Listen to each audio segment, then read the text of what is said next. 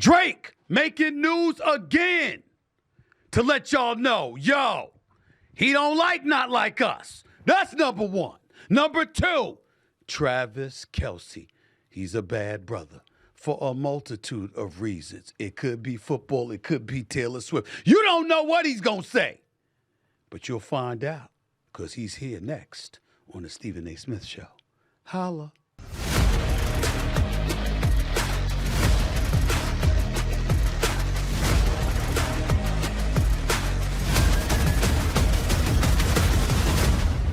What's up, everybody? Welcome to the latest edition of the Stephen A. Smith Show, coming at you, as I love to do, over the digital airwaves of YouTube and, of course, iHeartRadio at the very least 3 times a week. As always, I'd like to pause to take a moment to thank my subscribers and followers. We have now eclipsed 1.04 million subscribers. We're rapidly approaching 1.05. That would be about 50,000 subscribers we've picked up over the last week and a half or so. I can't thank y'all enough for the love and support. Obviously, you're giving it to me as well over iHeartRadio with the millions of downloads they've received over the last few months. Keep the love and support coming, and I'm going to keep on coming. To continue to like and follow the Stephen A. Smith Show, be sure to pick up a copy of my New York Times best-selling book, Straight Shooter, a memoir of second chances and first takes, obviously in paperback right now. You can go to straightshooterbook.com to get yourself a copy. Once again, that's straightshooterbook.com to get yourself a copy. And I usually say this before I let you know about my book. To continue to like and follow the show, just click the bell and you too will be notified of our newest content, and you'll be considered the latest member of the Stephen A. Smith Show family. We got a lot to get into today because I got my man Travis Kelce waiting, okay? Travis Kelce waiting. I got to talk to my brother from another mother, all right, who obviously is gearing towards three-peating as a Super Bowl champion. Looking forward to talking to him. I think you'll be very interested in that conversation he and I are about to have. Make no mistake about it. But before we do any of that, let's get started with some news out of the entertainment industry. And it's something that we've touched on before, y'all. Drake, you know that brother. He's gone ahead and filed a lawsuit against his own record company, Universal Music Group, for Kendrick Lamar's Not Like Us. Attorneys for Drake say the song, which is aimed at the Canadian rapper, is an example of valuing, quote, corporate greed over the safety and well-being of its artists, end quote. Kendrick released Not Like Us last summer after a series of diss tracks exchanged between the two artists in the spring. On the song, Lamar calls Drake a pedophile and accuses him of appropriating black culture. Again, both artists are under Universal Music Group umbrella. Here's a portion of the claims in the suit written by Drake's attorney. They claim UMG, quote, approved, published, and launched a campaign to create a viral hit out of a rap track that was intended to convey the specific, unmistakable, and false factual allegation that Drake is a criminal pedophile, and to suggest that the public should resort to vigilante justice in response, end quote. Ladies and gentlemen, I'm torn. And I want to be very, very sensitive to this subject because I'm a product of the hip-hop genre and what have you. I grew up in Hollis, Queens, New York City, listening to Run DMC. They're from Hollis. Jam Master Jay, the late Jam Master Jay, God rest his soul, was great friends with my late brother Basil, God rest his soul. LL Cool J grew up 5 minutes down the block on Farmers Boulevard. You know, the Ja Rules, the 50 Cents of the world, and others from Queens. So for me, when I bring up hip-hop culture, my initial response, which hasn't changed that much, by the way, is go handle your business in that studio.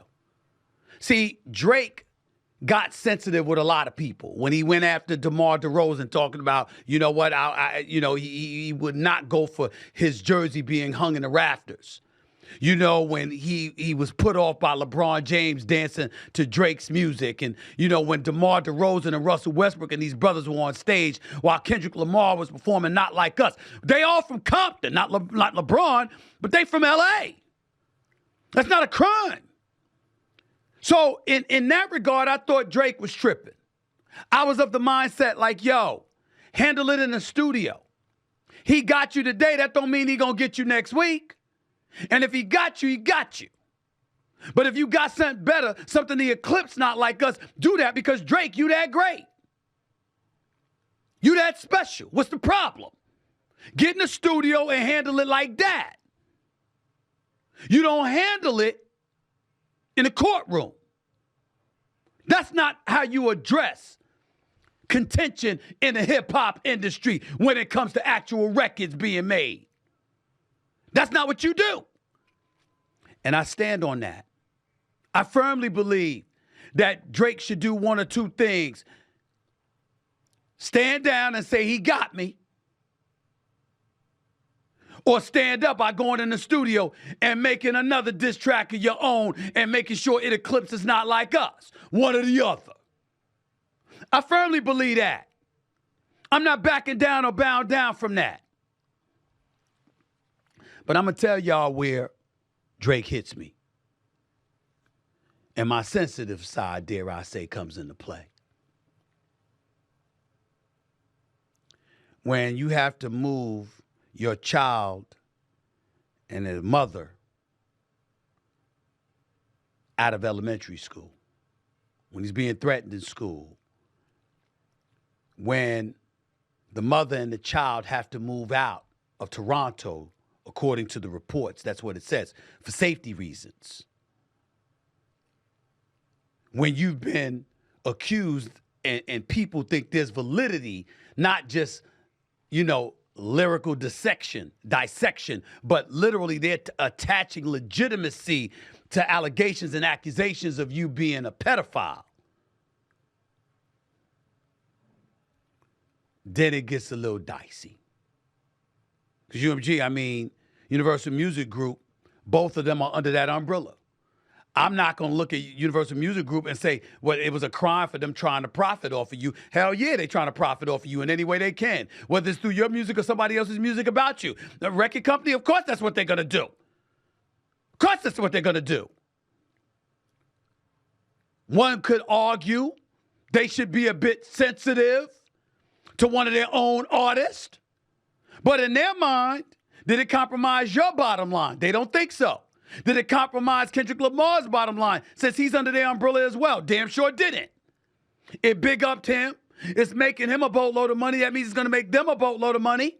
And their attitude is they probably were expecting you to come back with even more material to go at him with, and they could make money off of both of y'all. That's what they probably were thinking.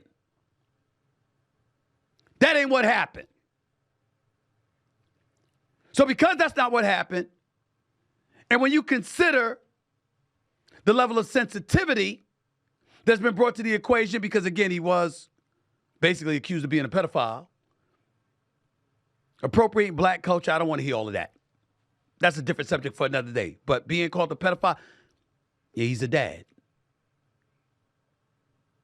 In this universe, it's your own music. It's your own music company that's promoting this stuff. Okay, all right, I understand.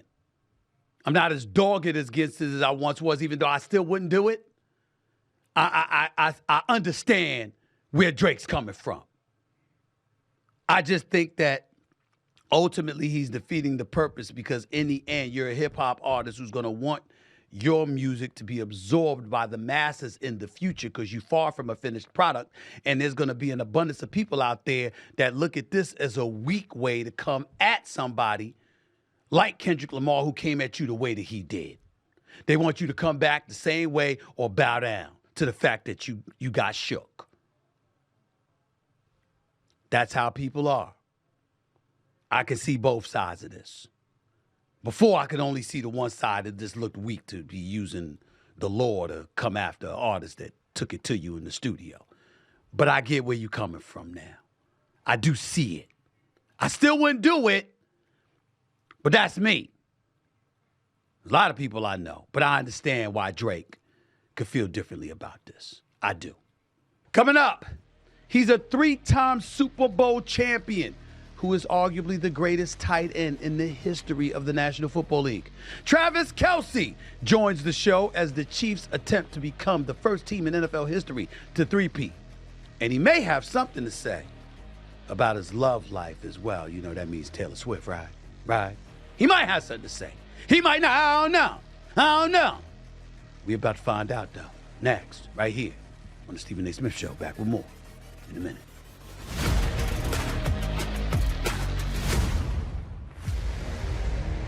All right, everybody, listen up. The NFL playoffs are underway and the College Football National Championship is Monday. So with all that action happening, the Stephen A. Smith Show wants to make sure you take advantage of it all. That's why we've partnered with Prize Picks, the best place to get real money action while watching your favorite sports. You see, with Prize Picks, you pick two or more of your favorite players, and then you simply select more or less on their projected stats for the game. Pick Patrick Mahomes' passing yards, Saquon Barkley's rushing yards, Nikola Jokic's rebounds, all in the same entry. And don't forget, Prize Picks is offering a free pick. Kick off your college football lineup with a 0.5 passing yards projection for Ohio State's Will Howard. The free pick is live now. Jump into the Prize Picks app or website to make sure you're not missing out. The free pick will be live until kickoff on Monday. So download the app today and use the code SAS to get $50 instantly after you play your first $5 lineup. Again, download the app and use code SAS to get $50 instantly after your first $5 lineup. Prize Picks. Hey, run your game. Now, let's look at my picks for Saturday's matchups. First up, Houston Texans quarterback C.J. Stroud facing the Kansas City Chiefs. More or less than 227.5 passing yards. I'm going to go with more. I'm just going to go with more. I believe in Stroud. I believe in his abilities. He doesn't have Stephon Diggs. He doesn't have Tank Dell, but he can still fling that football.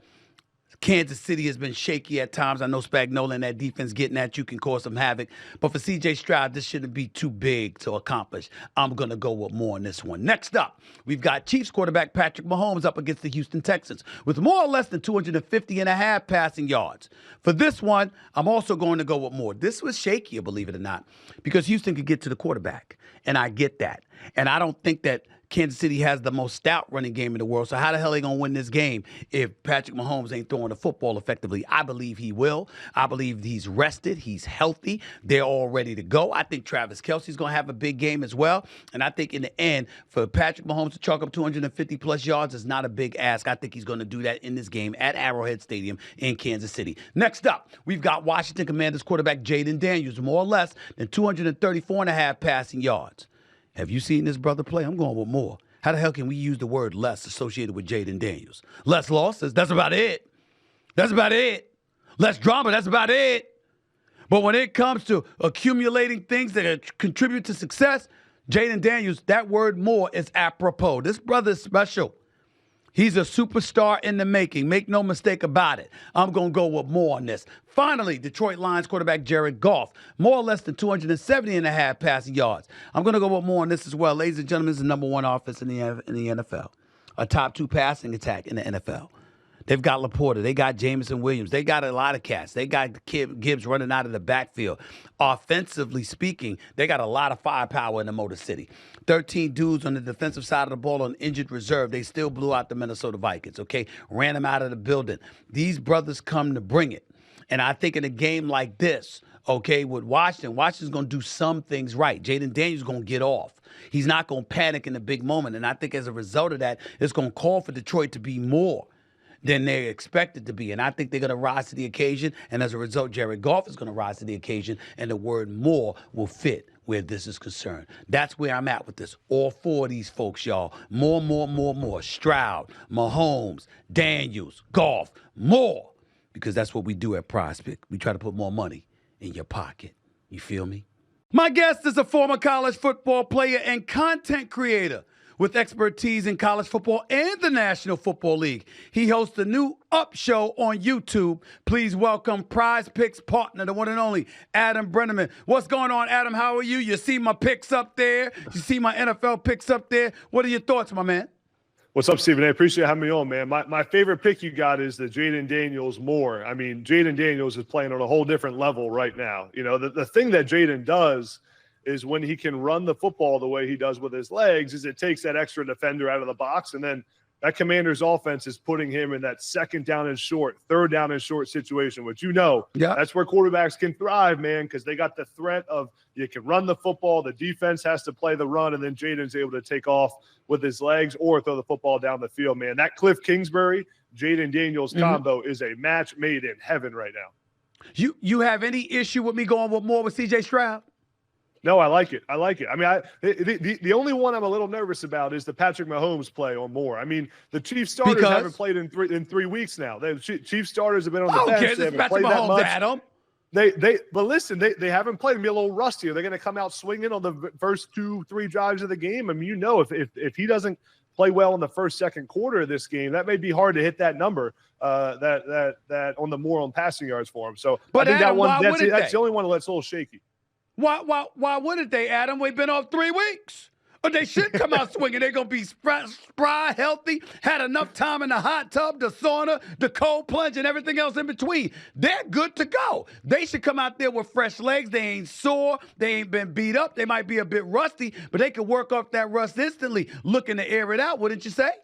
Yeah, but the thing is that passing game's all about timing, man. And you get 3 weeks off. You get 3 weeks off. It may not click the way everyone thinks it's going to in the first quarter of that game. So I think Mahomes will play well, but take him more on his passing yards in the first time he's playing in a few weeks. I'm a little shaky on that one. Overall, I like the picks though. Let me ask you this before I move on from this subject. Who you got winning these games? Man, I got the Eagles winning. Okay, at the end of the day, man. The way Jaden Daniels is playing, I like the Commanders to win. You're picking the Commanders to beat Detroit? Yes, I like the Commanders to beat Detroit. Yeah, and it all to me comes down to how well the Commanders have been playing on offense, and then for Detroit and Jared Goff. Listen, it's been a Cinderella story for a long time. Everyone's riding the Lions wave right now. Everyone's talking about how great they are. All the love around Dan Campbell. It's too much for me, man. It's too much. It's time that we get a big upset in one of these games, and it's going to be the Commanders. Well, how big of an upset would be if you got 13 to 15 dudes on injured reserve? But that's a subject for another day. Let me switch to college football because I can't believe that Notre Dame is going to be playing for the national championship. But give Marcus Freeman all the credit in the world for doing what he has done. You see my picks up there. Riley Leonard, Will Howard. You see, Love there as well. Of course, Travion Henderson. Any issues with the picks that I picked right there for you? No, I like it. I mean, first, Will Howard. How about the free square from Prize Picks? 0.5 yards for Will Howard. No one's doing it like Prize Picks right now. That's a freebie. I mean, the thing that's a little bit shaky is just the Riley Leonard passing yards. How does Notre Dame throw the football against a Ohio State secondary that's been playing really well? And Riley Leonard, here's the matchup I'm watching. Riley Leonard, when he's playing against the blitz, is one of the best in the country. Riley Leonard against drop back when when the defense drops 7 into coverage, only rushes 4, is one of the worst in the country. He's bad when teams aren't blitzing him. That's true. Because he's not comfortable in the pocket like that. So Ohio State now doesn't blitz that much. So it's going to put Riley Leonard in a position where he's going to have to try to win the game with his arm. If I'm Notre Dame, I'm getting Riley Leonard out of that pocket. Let him crate with his legs. Let him make some things happen on the perimeter. I'm a little bit nervous about how well Riley Leonard can really complete passes in this game. I think that'll be the struggle, and it's why I have Ohio State winning the game. How do you feel about Ohio State's, Notre Dame, rather, its defense against Ohio State's offense? I mean, with the weapons that them brothers had in Smith and Igbuka and Henderson and those boys. How is Notre Dame going to stop them?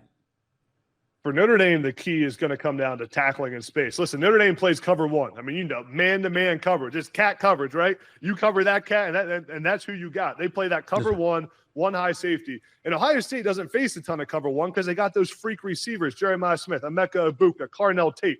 So that matchup against these Ohio State receivers will be the key to the game. If you want to play man coverage, though, for Notre Dame, you better be great at tackling the guy who has the ball. That's what it all comes down to. Can Notre Dame tackle in space? If Ohio State has big plays, it's going to be because Notre Dame missed some tackles, not because Notre Dame was out of position. But Adam, I'm asking you, can they? Can they tackle in space? Yeah, I think they will. I have this game being very close. I think Notre Dame keeps it tight. I think they're able to stop some of Ohio State's run game. Listen, Ohio State's offense wasn't even that good against Texas. They had 14 points, and then you add on a 90-yard defensive touchdown, and you add on a 75-yard screenplay before the half that was kind of a fluke play. This Ohio State offense wasn't clicking real well against Texas. I think Notre Dame will be able to slow them down. And I think it's a really tight back and forth ball game. I have Ohio State winning probably 24-20, but Notre Dame keeps this one close. The key to Ohio State is going to be their star receiver, Jeremiah Smith, man. He's going to have a big day. As an offensive coordinator, Chip Kelly, you're judged in these games by how well your best player plays. Jeremiah Smith's the best player on the field. He needs to have a big afternoon. See, for me, Adam, I'm going to let you go, but I want to go by saying this. I think if it's close, it's Notre Dame. I think Ohio State, I got Ohio State winning the national championship, but I got them winning comfortably, pulling away in the fourth quarter. I'm just of the mindset that the closer it is, the more palms will get sweaty and backsides will get tight because all the pressure will be on Ohio State because Notre Dame has absolutely positively nothing to lose because nobody expected them to be in this position. That's just where I'm at with it, Adam. I appreciate, man, you coming on with this Prize Pick segment. Thank you so much. I appreciate the breakdown, my brother. Thank you. Appreciate having me on. All right, the one and only Adam Brenneman, Prize Picks partner. The man knows what he's talking about. I hear him loud and clear, 24-20. Damn, I'm scared now. I'm scared for Ohio State now. I really am. Oh, my goodness, I couldn't wait to have my next guest. My brother from another mother. It's been a while, baby. It's been a while, but, I mean, we're talking about a future Hall of Famer at the tight end spot, one of the greatest to have ever played the game, the one and only Travis Kelce, the reigning two-time defending Super Bowl champion Kansas City Chiefs. What's up, big time? How you doing, man? Man, it's so good to be on here with you. It's been too long, man. It's been too long. I miss you, big guy. I miss you, too. I'm just saying, I mean, damn how times have changed. I mean, the brother got the New Heights podcast, got damn near 3 million subscribers, about to win another Super. I mean, everywhere I turn around, I'm like, he's living the good life. How is life treating Travis Kelce these days, man? Man, I can't complain about a single thing. I wouldn't if I could, but I just I'm enjoying playing football right now at the highest level. You know, we're back at it. Punch started taking it to the dance, and we're rocking and rolling, baby. You know what? I applaud your response because I thought the response that you gave to people that were acting as if y'all were running from or avoiding playing it, wishing that you couldn't play the Cincinnati Bengals. I'm like, excuse me? Yeah, he should have cursed the entire football world out for saying such a thing. Are you shocked that even after all the success that you guys have had, that you have people still chirping about y'all along the lines of something like that? You know, you would think that Andy Reid has gotten the respect from the rest of the league that every single time he's on the football field, he's playing to win the game. Mm-hmm. You know, obviously we have bigger fish to fry, and at that point, you know, getting healthy and ready for this final stretch was the biggest thing. But Coach Reid, anytime he's there, he's making sure he's motivating and challenging guys to be at the best and go out there and play a game to win it. And so I think, you know, everybody's going to chirp and say what they want. But I know the integrity of the team here, and we were going out there to win that game. Well, listen, my point is I certainly would not accuse y'all of losing on purpose or whatever, but I was disgusted. I said 5 first downs in the whole damn game. I'm like, good Lord have mercy. I mean, I expected better than that from the third unit for crying out loud. But it is what it is. At the end of the day, y'all are reigning two-time defending Super Bowl champions. Do you believe y'all have a better chance of winning this year than you did last year or even the year before? You know, setting ourselves up with the 1 seed, having everybody have to come through Arrowhead. I think this year it was such a different team, such a different feel. We were barely winning football games at the end of the game, so there was always that feeling of we got to be better, we got to be better, we got to be better. And right now we're playing our best football, man. And I'm definitely feeling confident as heck that this team can make a run at it. Confidence, there's no reason it shouldn't be there, Travis, but I got to ask this question. When you consider the fact that y'all have home field advantage and the road to the Super Bowl has to come through Arrowhead Stadium, I know that's a plus, but one could easily juxtapose that to saying there's a bit more pressure because last year after beating Miami, they had no chance against y'all. The minute the meteorologist said it was going to be the freezing temperatures, I knew Miami was done. They had no chance, okay? But then after that, you go up against Buffalo in Buffalo, you beat them. You go to the AFC Championship game against Baltimore in Baltimore. You beat them. So looking at that, Could one make the argument that there's even more pressure on y'all now to be the first three-peat Super Bowl champions in NFL history, but you got home field advantage? So if you could win on the road last year, why wouldn't you be able to win at home this year? I don't think anybody challenges me more than me. I put the expectations on myself and this team more than anybody could put it on us. And that being said, like you were saying, I've won in someone else's stadium, and I've won in my stadium. I've also lost in my stadium. So handling this situation the right way, playing with the momentum of the crowd, not letting the game get too big, and I think the biggest thing is when you have home field advantage, you got to set the tone early. You got to set the tone early, come out hot, and let the crowd be a part of it. Give them something to get riled up for and cheer for, and let the other team feel like they're in a hostile environment. But it's all mentality, man. It's all mentality and what we're doing out on the field. We love Arrowhead and how crazy it gets, but we know we got to handle business on the field. Now, and by the way, I got to throw myself on the sword, let America know, damn it. I mean, you're my brother from another mother, but I've lied to you for years. I've been telling you I'm going to get to Arrowhead Stadium, and I haven't done it yet. So I messed up. It's on me. It's on me. I got to get to freezing ass Arrowhead Stadium. But let me ask you this, and I say this halfway playing. When you going to stop lying to the American public and telling them you thinking about retirement? I know you're 35 years of age. You just completed your 12th season. But damn, 97 catches, 823 receiving yards, okay? I'm looking at you this year. Andy Reid ain't going nowhere. Patrick Mahomes damn sure ain't going nowhere. The Arrowhead faithful ain't going anywhere. What you doing talking about you might contemplate retirement for? Listen, it changes every single day, man. I love everything that I'm doing in this building, but at the end of the day, I'm not having that extreme success on the field as I have individually, man. But I'm excited. I'm excited for these next couple games to play up at Arrowhead to finish this season off.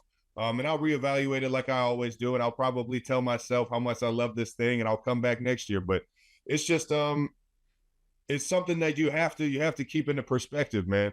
And I never want to get to the point where I'm not helping this team win, or I'm hurting this team more than I'm helping this team. So as long as I'm coming out here playing good football and enjoying coming into the building every day with my guys, you'll see me in a Chiefs uniform for sure. Let me remind you of some stats. I just want to throw this out at you. Last year, you had 93 receptions. This year, you had 97. Now, you had about 984 receiving yards. This year is in the 8 figures. I get that part. Then the playoffs arrived, Travis, and you had 32 receptions for 355 yards, okay? I mean, I don't see the kind of drop-off that you're alluding to. Educate football lovers out there about what it is that you think you might be missing now compared to what you may have had last year and years prior that has you contemplating stuff on a day-to-day basis.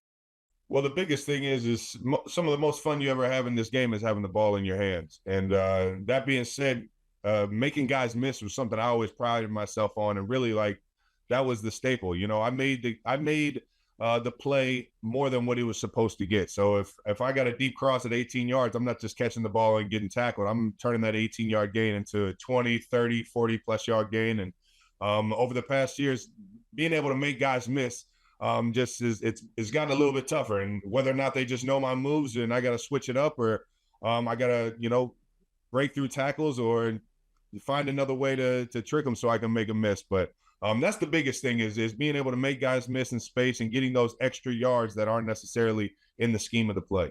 You're confiding in me about it, so it's safe to assume it's a conversation you've had with Andy Reid. It's a conversation you've had with Patrick Mahomes. What have they told you about what they see from you out on the field? I haven't really talked to anybody about this. I think I'm still enjoying playing the game, and when I'm in the building, I'm working to get better, working to get those that extra strength or that extra quickness to be able to make guys miss. It's a nonstop staircase of success here, and week in, week out, Coach Reid has challenged us.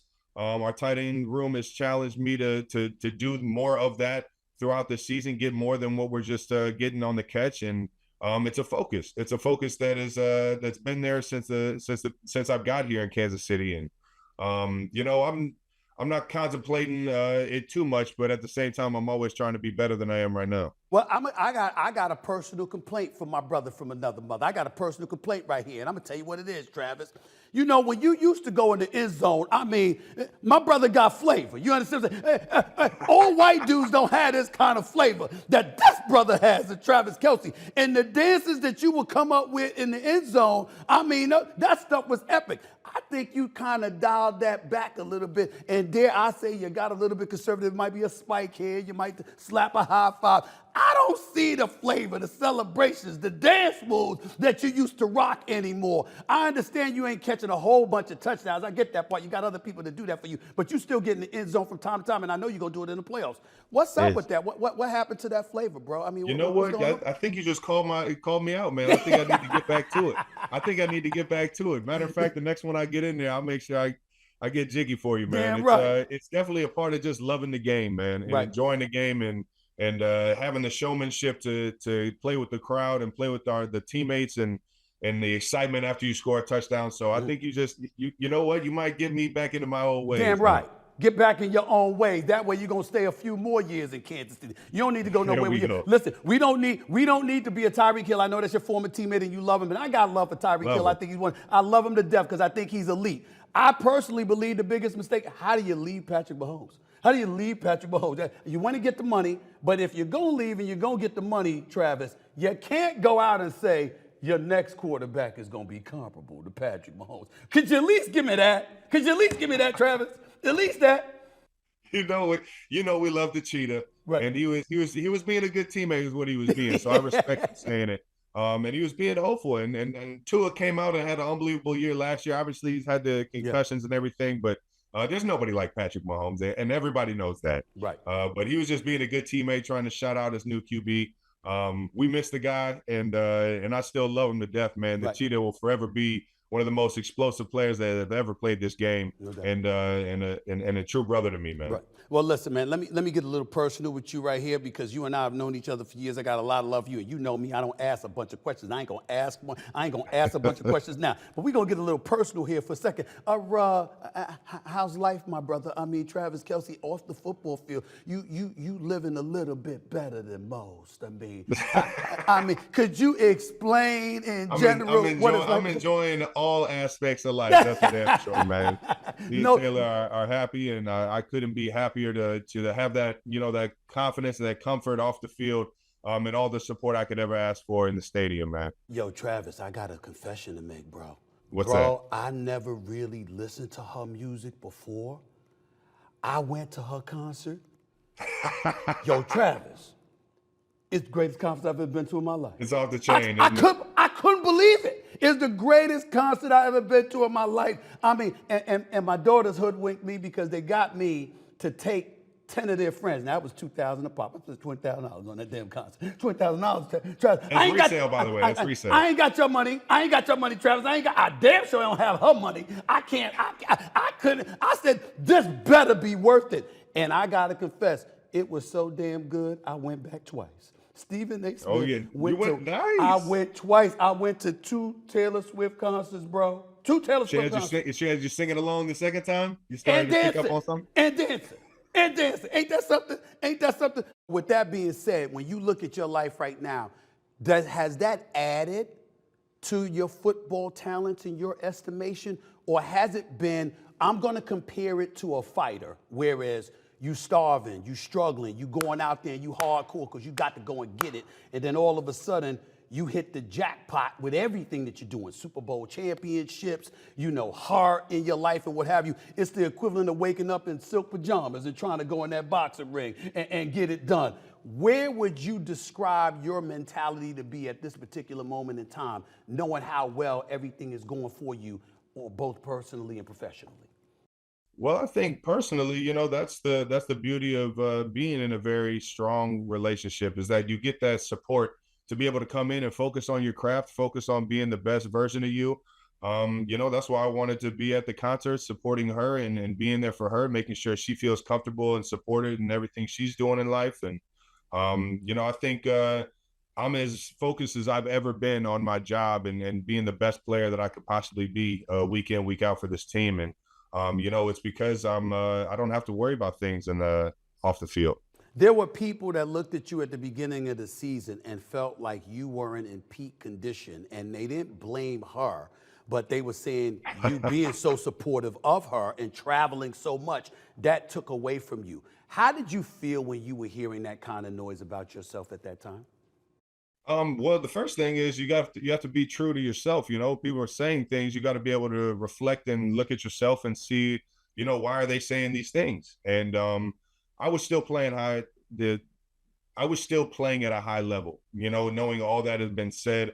We were winning football games, which is all I ever care about. And on top of that, this building knew how hard I worked and how much focus I have on football throughout the year. So it's just what's true, what's real, and how do we become better, knowing that what I'm putting out on the field may not have been my best, or how do I keep getting better throughout, knowing that the roles have changed a little bit. What kind of conversations did you have with your brother Jason about such subjects? This is a guy that's a champion, obviously playing in the NFL for as long as he did. Damn it, I don't even remember him missing a game in 13 years, for crying out loud. And by the way, I love your brother on ESPN. He's a welcome teammate. He's a really good guy. I love talking to him whenever I get the opportunity to do so. But what kind of conversations were you having with him about how you were looking or how you were feeling at that particular moment in time, and how you were feeling about ultimately continuing your playing career?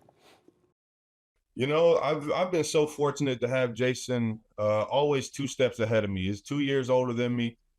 We followed each other to Cincinnati, University of Cincinnati. We followed each other to be under a coach, Andy Reid, or get drafted by Coach Reid. And I've seen how it's done the right way, both from on the field and off the field. I think my brother is a great model of success,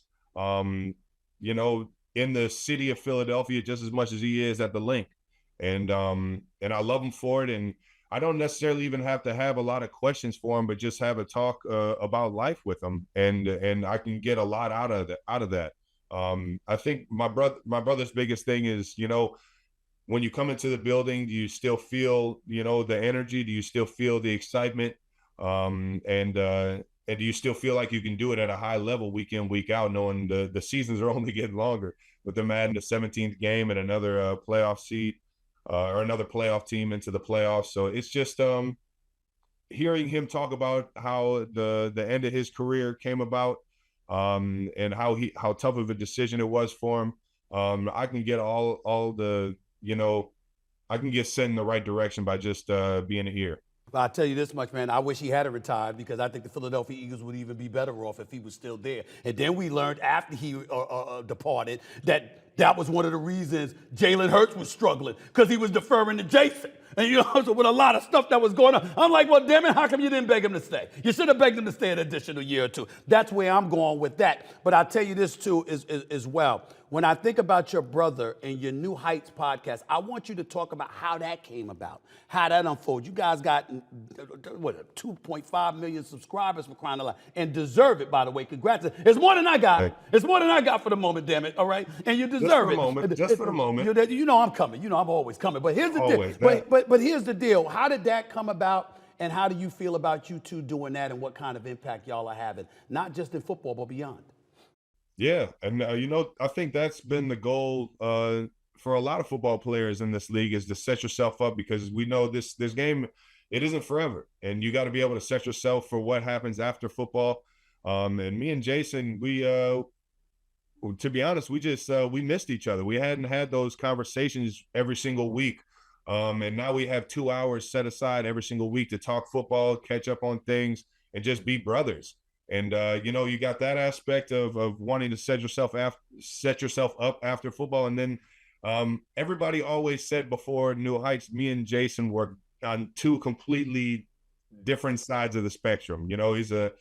He still wears flip-flops in the snow, and I like to bundle up and look fresh and have fun with the things that I wear, where Jason is just about a Neanderthal in that world.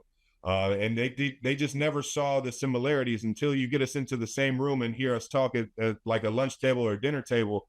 You don't really realize how close we are as brothers, knowing that we're only 2 years apart. And I've been following him throughout my entire life, man. So I wanted to showcase that and let people know, how strong of a bond and how much we support each other and what a true brotherhood looks like. Well, now that you've done that, what do you two like talking about most outside of football? I'm talking about outside of football on the podcast, the kind of information or the kind of subject matter you want to disseminate to the public. What do you enjoy tackling most? You know what? The most fun I have is talking about my childhood, my love for sports, and what really sparked me to get into the profession that I have today. And I think having ex-players come on, having the stars of my childhood and Jason's childhood come on and talk about what made them great. And just the stories of what they went through. I think that's the funnest part is being able to just talk to Jason about our childhood and tell the fun stories about being in the Kelce household, as well as the things that we love to do as kids and now as adults. Are you prepared, and is Jason prepared for the fact that as y'all continue to grow and shine, because the podcast is not going away, as your audience grows, I know you're going to want to continue to do it. With that being said, you're going to have to find yourself being a bit critical of folks out there when they ain't getting the job done, when they mess up. And you, as a 3-time Super Bowl champion, him as a champion, when you think about what y'all are bringing to the table in that regard, are y'all prepared to have to deal with all of that? And you know what? I think that's what makes guys like yourself so good is the ability to be true. And I think you've always been true to me in my career. Yeah. You've called me out on numerous times, and I've always accepted that. And I've always, reevaluated what I've been doing because you always keep it real and you always keep it honest. And that's why I love listening to you, big dog. But appreciate you. I think that is a talent in itself. Me personally, I like to shine light on everybody and everything. I don't really like to take too many shots at people unless I've been truly disrespected. So it has been a bit of a challenge being able to call things out and be confident and try and be critical without chopping somebody down. But it's definitely something that I'm working on for sure. I try to make sure I don't get personal and that a guy knows that when I'm being critical of you, I'm not rooting against you. I'm telling you, you ain't doing what you're supposed to be doing because your ability to do that. You get that. I get that. Jason gets that. But you know as well as I do, not just in the NFL, but in professional sports, there's a lot of cats that don't get it and don't embrace it that way. How do you deal with that? Well, what's real and what's not real. I was talking about it earlier about watching film and seeing, how the success I've had in the past is compared to the success I'm having now. And I think it's the same in the media. If somebody's saying something, what's warranting them for saying that? Why? What's the reasoning for it? You have to be confident in your abilities, but also confident to keep trying to find ways to better yourself, better your team. And you always got to separate reality from what's not real. And what's real for me is the building that I walk into, the faces that I go to work with, and then the people that I love at home. And that's what you really gotta differentiate and be comfortable in your own skin, man. You can't get Appropriate question to ask with that Lombardi trophy hanging above your head right there. Y'all are on the verge. Shine to it, there you go. That ain't your office, though. Is that your crib or is that Andy Reid's office? My guy Brad G's. I got you. So here you are on the verge of possibly being the first team in NFL history to three-peat as Super Bowl champions. It's one thing to compartmentalize and say, we just here, we going for the chip. Obviously, y'all said it on stage after y'all beat San Francisco in the Super Bowl last year. We going for a three-peat. First team in order to pull it off. What would that mean to y'all? Man, I've always been trying to chase greatness my entire life. I've been so fortunate to be able to come here to Kansas City and have to fill the shoes of a guy like Tony Gonzalez. And then, when you start to have your own success, you start to really feel the urge to keep being greater than what you've been in the past. And no team has ever done it 3 times in a row, man. And I don't know why, but last year I felt like I wanted it more than I had in previous years because it was the upper echelon of teams that had gone back to back. They were considered dynasty teams. They were considered teams that took over an entire decade of football and remembered forever. And those teams being able to get it done a third time all fell short. And I see that as an opportunity to be the greatest dynasty or the greatest, team of the decade, however you want to call it. But I just have it in me to really want that for the guys that I've gone to war with in this building, and have seen work so hard to be able to get it to this point, man. Travis, let me throw this out at you, bro. Travis Kelce, all-time NFL rank as a tight end. Receptions, third behind Tony Gonzalez and Jason Witten. Receiving yards, third behind Tony Gonzalez and Jason Witten. Touchdown catches, fifth all-time. If you three-peat, is it possible that in a month's time, Travis Kelce says, I did it. We three-peated. Look at my numbers. I'm done. My football career is over. Man, I think I'm so deep in chasing this one right now. I can't even fathom what football would be like.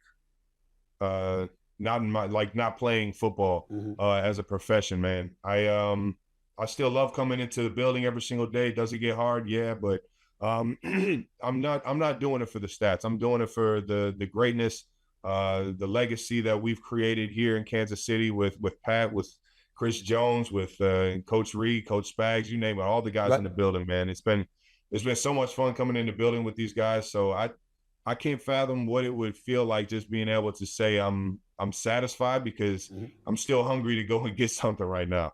I remember when Tom Brady was winning Super Bowls, he had a supermodel for a wife that wanted him to retire. Is Miss Swift, is she encouraging you to continue to play or to retire? Because it is a violent sport. And she don't want you hurt. She's fully encouraging me to enjoy playing this game, and she loves coming to Arrowhead and coming to the games and cheering for me. So I got all the support in the world to keep chasing these dreams. Andy Reid, the best coach ever? The greatest to ever do it. Even with Belichick? Day out, week out. The wins are there. The Super Bowls are there. He's gone everywhere he's gone, he's won. And he's done it in a way that's so much respected by everybody that plays for him. I don't know if you noticed, Andy Reid and I go back to my Philadelphia days. I love that man. Yeah. I love that man. I'm going to talk to him soon. But Andy Reid, what makes him special? I know he knows what he's doing as a football coach, but I'm talking about from a personality standpoint. For him to be his age, to be around as long as he is, and to be so relatable to the modern day player while still having structure and discipline. Every coach can't pull that off. How does he do it? Well, he's tough, and he shows his toughness every single day. He shows his desire to be at his best every single day. I'd laugh about it all the time. I never see his truck leave this parking lot, man. This guy loves being accountable and loves coming in and being his best for this organization in this city. And I think it's a unique blend of being able to be relatable to everybody. No matter how old he gets and how young these players are getting in the league, he always has the ability to relate to guys. And that's big in the football world, because these days get long, and it gets difficult coming in and doing the same routines for 20 weeks out of the year. So being able to relate to everybody, being able to have that toughness, to respect out of everybody, and on top of that, being true. He's always real. He'll tell you when you're slacking, no matter if you're an 8-time Pro Bowler or the rookie on the team. He'll tell you when you're slacking or when you need to pick it up. And honestly, because you relate to him so well and he has so much toughness, it typically just turns into a challenge for you to get better. And I think he does that better than anybody in the league, on top of just being able to be creative and have fun, making up these plays in the building and always putting his players in the best place or the best situations to have success on the field. 2 quick last questions before I let you go. Patrick Mahomes, 3 Super Bowl titles in 5 years. If y'all had an offensive line, it would have been 4. But at the end of the day, here's what it comes down to.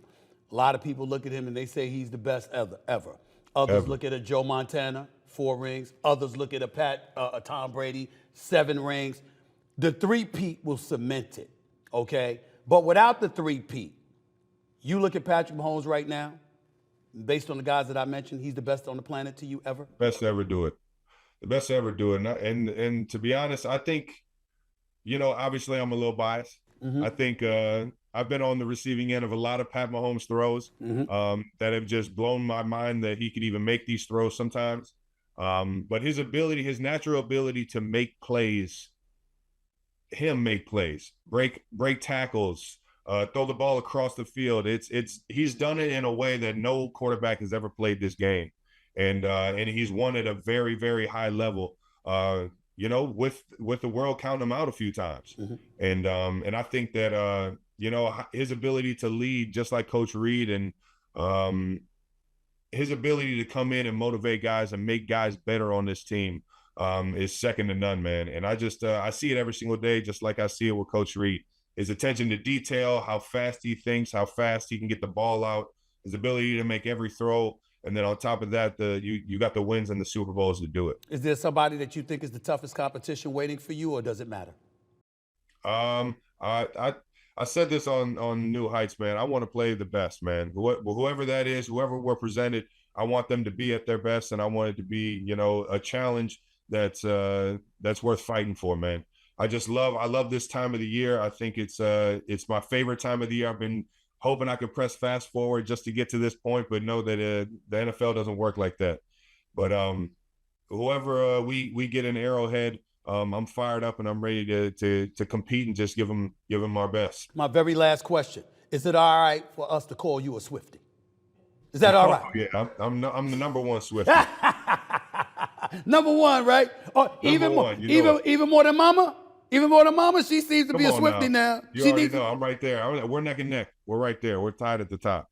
Nothing but love for you, my brother. It's so good to see you, man. I'm going to catch you down the road. I'll be at the Super Bowl. I'll try to get to Arrowhead before I can't make any promises. The weather's cold. Weather's cold. I can't make any promises. But I miss you, my man. And yes, I'm coming on New Heights. When you call, I'll be there. You're the best to ever do it, Steven. All right, man. Love you, bro. Appreciate you having me on, man. Thanks a lot, my man. All right, everybody, listen up. With all the big-time sports action that's happening each and every day, NFL games, NBA games, and the college football playoffs, the Stephen A. Smith Show wants to make sure you are taking advantage of all of it. That's why we partnered with Prize Picks, the largest fantasy sports platform in all the land, to help you cash in on all your sports knowledge. You see, Prize Picks is a daily fantasy app where you pick two or more of your favorite players, and then you select more or less on their projected stats for the game. Choose from any of your favorite players: Travis Kelce, Patrick Mahomes, and Shea Gilgeous-Alexander, all in the same entry. Then sit back and watch. The list is endless.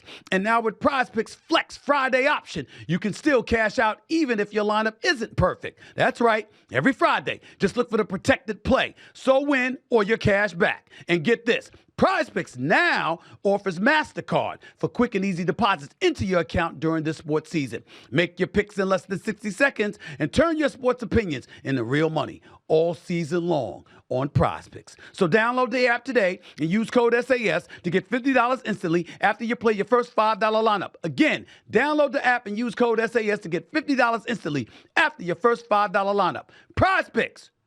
Run your game. Thanks again to the man himself, the one and only Travis Kelce. Travis Kelce and I go back a long ways. He's a cool brother, and I don't comment about people's personal life, and I ain't about to start that now. Let's just say I knew him long before Taylor Swift ever came along. I know what the brother's about. I know what kind of brother he is, and he's truly one of those people that's like my brother from another mother. He's just that cool, that relatable, that down to earth, that decent as a human being. He's real good people, and I've always had a lot of love for him. I don't get into a lot of intimate personal details about people's personal life. I know y'all were expecting that. Damn that shit. I don't do that. Okay? Whatever he wants to tell, he wants to tell. You ain't asking me about my personal life. I ain't asking you about yours on that level. Say what you want to say. Okay? But he's very happy. He's happier than I've ever seen him. He's at peace with himself, seems to have found his rhythm in life, per se. And what can you say about it? He's one of those cats that's going to be around for a very long time. The minute he leaves the business, I mean, you already see his New Heights podcast, over 2.5 million subscribers, for crying out loud. Him and his brother, Jason Kelce, doing their thing. Travis Kelce ain't going nowhere. He going to play football for a little while longer if he wants to. He'll contemplate whether he's going to retire or not after this season is over. But he's definitely got a career in the industry, not just in podcasting, but in television. What network ain't going to want to hire him to talk about NFL football? Who's not going to want to do that? Okay? And then, Lord help you if things go even further with Taylor Swift. I mean, my Lord, he'll be the most popular football player in history, not because of football. So, I mean, and that's with Hall of Fame credentials. So the sky's the limit for him. But he's truly one of those people who deserved it, and I'm really, really happy for him. And it was good to see him, and it was good to talk to him as well. I hope y'all enjoyed the conversation as much as I did, because I really did. And I still don't know if the Chiefs going to win it, because I got to tell you, Buffalo or Baltimore, they got what it takes to take the Kansas City Chiefs out of here. And I think Detroit, if they met them in the Super Bowl, got what it takes. I don't know if they'd beat the Chiefs or not. Who the hell knows who's going to beat Patrick Mahomes? But the fact that they got a chance makes these playoffs very, very interesting and compelling, which means I'm looking forward to the games to come. So I hope y'all enjoyed the show, and I hope y'all let me know that in the days to come. Until then, I'm about to sign off right here. This is Stephen A. Smith. I'm out until a couple of days from now. Peace and love, everybody. Take it easy.